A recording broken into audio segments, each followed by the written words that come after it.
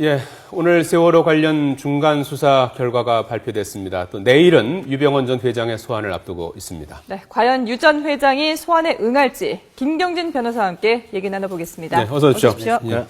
오늘 모두 4명 선장하고 이제 1등 항해사, 2등 항해사, 그리고 기관장, 뭐 배에서 굉장히 중요한 사람들이죠. 네. 아무리 뭐 대리 선장이라고 해도 말이죠. 부작위에 의한 살인죄로 구속 기소하기로 했는데 이 부작위에 의한 살인죄라는 게 어떤 겁니까? 그러니까 이제 부작위에 의한 살인죄도 기본적으로 살인죄인데요. 네. 그러니까 우리가 살인을 한다고 치면 통상적으로 조금 뭐 설명하기 좀 끔찍하기는 합니다만 가령 칼을 쓴다든지 총을 쏜다든지 아니면 뭐 독극물을 탄다든지 네. 뭔가 적극적인 행위를 해서 그 과정을 통해서 사람을 죽음에 이르게 하는 것이 통상적으로 우리가 보는 이제 살인죄. 살인죄. 예. 네. 근데 이제 부작위라고 하는 것은 가령 아주 어린 아이가 그냥 물속으로 떼굴떼굴 굴러가 들어간다. 수영할 능력이 없다. 근데 어른은 조금만 들어가서 그냥 손만 이렇게 쑥 해서 꺼내기만 하면은 살아날 수 있는 거 아니겠습니까? 근데 그런 짓을 당연히 해야 될 일을 안 함으로써 그냥 죽음에 이르는 것을 방치하고 그런 죽음에 이르는 상황을 원했다.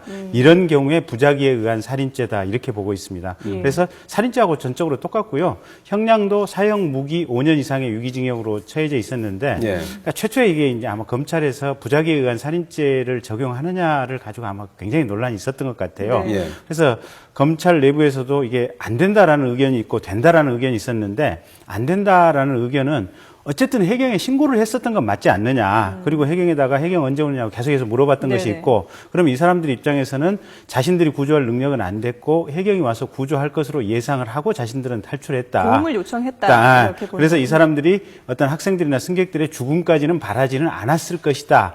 이런 관점에서 보면 살인죄로 우유라는 것은 너무 무리가 아니냐 이제 이런 입장이 좀 있었던 것 같고요. 예. 그럼에도 불구하고 지금 된다고 본 적은? 네, 된다고 본 적은 아니 법에 보면 예. 승객이라든지 또 주요 승무원들 같은 경우는 배 끝까지 남아서 이 사람들을 구조해야 될 법적 의무를 두고 있다. 안내 방송이라도 좀 했어요. 그래서 안내 방송해야 돼요. 예. 그다음 방금 말씀하신 대로 아주 간단하고 손쉽게 조치를 취했으면 이 사람들이 대부분 살 수 있는 기회라도 주어졌을 텐데 그런 기회조차 주지 않았다. 심지어 기관장 같은 경우는 탈출하는 과정에서 보니까 옆에 조리원이 닫혀 있는데 그 사람 데리고 나오지도 않았다. 그렇다고 보면 전체적인 행태가 이 사람들이 사실상 그냥 죽음을 바라는 것이나 똑같은 정도의 어떤 상황 아니었냐. 네. 그랬다고 봤을 때 부작위에 의한 살인죄가 성립한다. 이제 이렇게 판단한 것 같고요.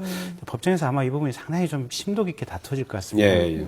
그리고 피해자의 규모를 과연 어디까지 볼 것인가에 대해서도 논란이 있었던 것 같은데 네, 네. 검찰은 일단 지금까지 확인된 희생자 281명을 전부 피해자로 확인을 했죠. 그렇습니다. 그러니까 일단 실종자를 지금 또 어떻게 할 것인지 네. 그 부분도 있고 그래서 또 이제 조금 지켜봐야 될 것 같은데 실종자는 확인되는 대로 이제 이 피해자 추가될 수 있고, 명단을 예. 이제 집어넣고 아마 네. 그런 행정적인 절차를 밟을 것 같습니다. 앞서 말씀하신 대로 살인죄가 적용되고 사형도 가능한 겁니까? 네, 그렇습니다. 사형, 무기, 그렇군요. 그다음에 5년 이상의 유기징역인데 과거에 이제 삼풍백화점 이준 회장 같은 경우는 7년 6개월형을 받고 나왔거든요. 네. 그래서 이제 이번 사건의 양형이 최종적으로 어떻게 될 것인지도 이제 주목되는 부분이긴 한데 다만 이 사건에 대해서 국민의 분노가 워낙 크고 예, 예. 요새는 또 어떤 현장이라고 하는 것들이 동영상의 형태로 계속해서 인터넷에 남아 있지 않습니까? 네, 네. 그러면 재판을 할 때까지 그런 영상들이 그대로 남아 있고 재판부에도 전달이 되고 판결 선고 시점에서도 재판부가 여전히 그 분노를 느끼는 이런 자료들을 가지고 볼 것이기 때문에 예. 아마 이번에는 형량이 상당히 높게 나오지 않을까 그렇게 예상이 됩니다. 예. 유병언 전 회장, 뭐 내일까지 검찰에 출석하라고 지금 통보한 상태 아니겠습니까? 네, 내일 오전 그렇습니다. 10시까지 나오라고 했는데 아직 검찰은 특별한 그 유병언 회장 쪽에서 반응을 지금 뭐 듣지 못하고 있는 것 같아요. 변호사가 좀 없는 모양이죠. 중간에 연결할 만한 어떤 네, 통로가 없는 그렇습니다. 모양이죠. 그러니까 애시당초 변호사 2명이 선임돼 있었다가 예. 아마 그 2명마저 자발적으로 사임을 했다고 합니다. 예. 그래서 중간에 연결 통로가 지금 전혀 없는 상태이고 예. 그래서 이틀 전인가 3일 전인가 인천지검 특수부장 검사가 지금 금수원에 직접 찾아갔지 않습니까? 예. 그래서 유병헌 회장을 좀 출석하게 해달라 뭐 이런 요청을 했는데 아마 현장에서 신도들이 막았고 그래서 이 말을 꼭 좀 전해달라고 얘기까지는 하고 왔는데 네. 예. 이제 그 말이 과연 전달이 됐는지 물론 이제 이 언론을 통해서 매일 방송이 되고 있으니까 본인은 사실은 이 내용을 알고는 알겠죠, 있겠지만 당연히. 사실은 보면 몰랐다고 주장할 수도 있는 상황이겠죠. 흐름상 어떻게 나올 것 같습니까? 그 뭐 굉장히 이제 말하기가 조금 어렵기는 한데요. 예. 네. 제 개인적인 추측으로는 안 나올 것 같습니다. 네. 왜 그렇죠? 왜 안 나올 거냐고 예. 보냐면 이제 이 유병헌 씨 같은 경우 사실 여러 관점에서 본다면 굉장히 좀 사고가 자유로운 사람 아니겠습니까? 그러니까 자기가 만든 회사에 이름을 지어주고 그 이름 사용료로 뭐 한 달에 몇백만 원씩을 가져간다고 하는 것이 정상적인 사고로는 이해가 안 되는 어떤 패턴들이거든요. 그러니까 이렇게 어떤 사고가 제한 없이 움직이면서 어떤 규율이라든지 규정, 어떤 준칙을 지키는 것, 이 점에 대해서도 딱히 지금 이렇게 반드시 그걸 지켜야 된다 이런 생각을 하는 사람 같지는 않거든요. 거기다가 이 사건에 대해서 지금 국민의 분노가 워낙 큰 사건이고 예. 그래서 나오면 조사받고 곧바로 구속될 확률이 크고 또 이제 법 예. 전문가들 입장에서 보면 형량도 경우에 따라서는 뭐 최소 20년, 30년 이상 선고될 가능성이 높기 네. 때문에 그렇다고 치면 유병헌 회장은 지금 구속되면 본인이 살아생전에는 아마 교도소에서 그냥 이렇게 출감하기 어려운 상황이 될 수도 있다. 아마 예. 이런 예상을 하기 때문에 그렇다고 치면 도피 생활을 그냥 외국으로라도 탈출해서 도피 생활을 하는 것이 낫다라는 생각을 할 수도 있지 않을까. 그렇게 예상을 하고 있습니다. 근데 예. 유병헌 회장이 만약에 끝까지 나오지 않는다면은 지금 뭐 어디에 있는지 정확하게 알 수는 없지만 일단 금수원에 있는 것으로 지금 예상을 네. 하고 있지 않습니까? 네, 네. 그러면 검찰이 금수원에 가서 기다릴 것이 아니라 직접 강제 집행을 한다거나 이런 가능성은 없습니까? 당연히 그렇게 할 것 같습니다. 예. 그러니까 체포영장 내일 안 나오게 된다면 곧바로 아마 검찰이 체포영장을 발부받아서 현장에 집행을 나설 것이고요. 네. 이제 그 금수원 정문 앞에 신도들이 지금 대기를 하고 있는데 네. 물론 신도들 막고 있지만 경찰력 동원해서 결국은 신도들 끌어내고 검찰이 들어가서 이제 수색을 할 수밖에 없는 상황이고요. 예. 근데 이제 금수원 안에 있다면 유병헌 회장을 현지에서 체포를 하면 다행이지만 예. 금수원 밖에 도피를 했다. 특히 지금 이 유병헌 회장 관련해 가지고 전국적으로 부동산이라든지 뭐 마을들 네네. 많이 있고 또 신도들 집에 숨어 있다 이랬을 경우에는 어떻게 찾을 방법이 없는 거 아니겠습니까? 본인 명의 휴대폰도 지금 사용하고 있지 않다는 거고요. 네.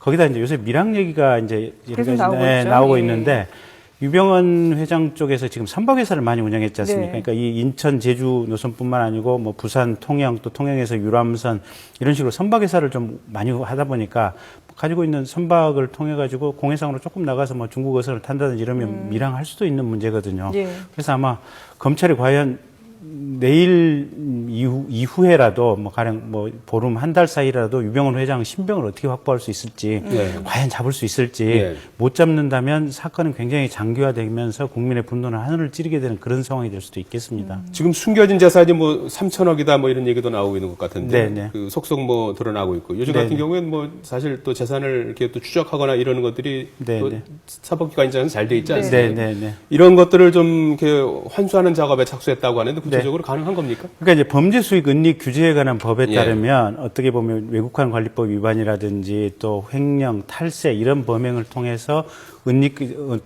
얻은 수익 재산에 대해서는 이제 국가가 압류를 해서 이걸 국고로 귀속시킬 수가 있습니다. 예. 근데 다만 최종적으로 이제 법원 판결을 받아서 이걸 해야 되는데 문제는 이것도 참 만만치 않은 게요. 예.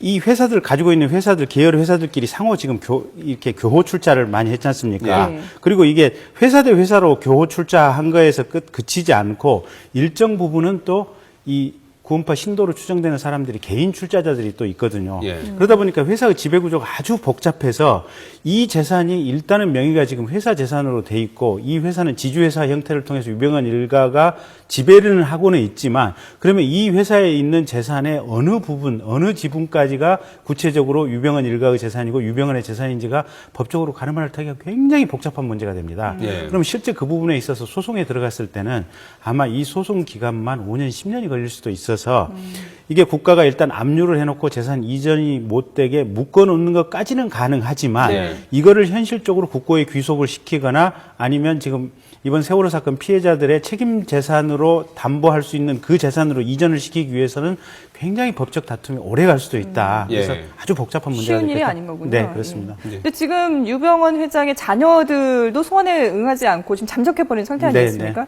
특히 장남 대균 씨 같은 경우는 지금 뭐 A급 지명수배 상태라고 하는데 네, 네. 이건 어떤 얘기인가요? 그러니까 이제 지명수배가 이제 크게 보면 두 가지 종류가 있습니다. 예. 지명수배자를 현장에서 잡았을 때 곧바로 체포할 수 있는 지명수배가 있고요. 네.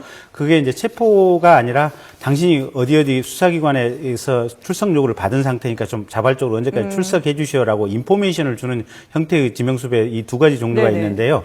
A급 지명수배라고 하는 것은 현장에서 이 사람을 발견했을 때 곧바로 체포할 수 있고 예. 그래서 체포영장이 사전에 발부돼 있고 그다음에 체포된 이후에 조사해서 구속될 확률이 굉장히 높다. 네. 이런 것을 의미하는 종류의 지명수배고요. A급 지명수배가 돼 있으면 전국 경찰서의 전산망, 그다음에 출입국관리사무소의 전산망 이런 데 전부 입력이 돼 있습니다. 예.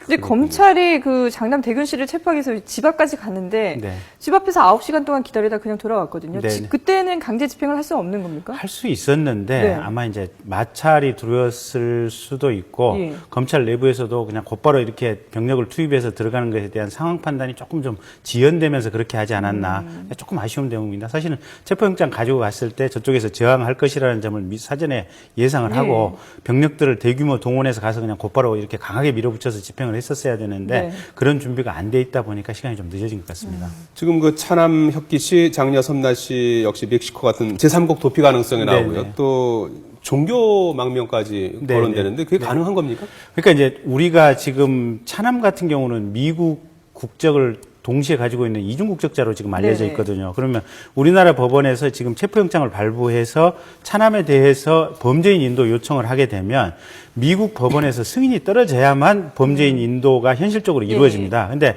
미국 법원에서 승인이 떨어지는 것 역시 하나의 재판 절차거든요. 근데 그 재판 절차에 차남이 출석을 해서 아니 나는 죄도 없는데 한국에서 종교 탄압 차원에서 지금 이걸 하고 있다 아마 이런 주장을 할 가능성이 굉장히 높고요. 예. 그래서 그런 주장이나 심리 과정이 짧게는 6개월, 길게는 한 2년까지도 갈 수 있다. 그렇다고 한다면 그 차남을 송환해 오는 것도 쉽지 않은 문제가 될 수 있다. 지금 이런 예상이 되고 있고요. 네. 그다음에 김혜경 씨나 김필배 씨 같은 지금 유병헌 회장 측근 같은 경우는 지금 90일짜리 그냥 무비자 여권으로 이렇게 들어갔다는 거거든요. 네. 사고 직후에 네, 출국했다면서요? 예. 네네. 그래서 90일이 지나면 사실 이제 미국 내에 체류 자격이 없지 않습니까? 네. 그래서 이제 체류 자격을 불법화 시켜서 미국의 현지의 FBI나 홈랜드 시큐리티를 통해서 이제 한국으로 이제 어떤 국외 추방 절차를 밟겠다라는 네. 것이 검찰의 보관인 것 같은데 아마 추정컨대는 이 사람들이 멕시코에도 현재 어떤 구원파 사무실이라든지 그쪽 종교 또 사업체 관련되는 부분들이 있어서 아마 미국에 계속 머무르지 않고 제3국으로 다시 그냥 옮겨갈 가능성도 크다. 예, 김혜경 씨 같은 경우는 지금 유병헌 씨 자금에 대해서 속속들이 지금 꿰뚫고 있고 최측근 아니겠습니까? 네, 예. 김필배 씨 같은 경우는 유병헌 씨 조직이라든지 사람 관리에 대해서 또 속속들이 꿰뚫고 네. 있다는 거거든요. 그래서 이분들이 들어오게 됐을 때는 유병헌 씨의 모든 것이 밝혀질 가능성이 네. 크기 때문에 어쨌든 미국에서도 아니고 또 다른 제3국으로 옮겨갈 가능성도 높아 보입니다. 예. 사고 직후에 나갔다고 하는 건 작심하고 도망친 것 같아요. 근데 이제 조금 좀 사실관계가요. 예. 김필배 씨는 그러니까 미국에 나갔다가 들어와서 사고 직후에 곧바로 다시 출국을 예. 했고요. 네. 예. 김혜경 씨는 3월 20일 날 나갔다가 안 들어왔답니다. 그러니까 두 경우가 약간은 좀 다른 모양입니다. 김경진 변호사였습니다. 잘 들었습니다. 고맙습니다. 네.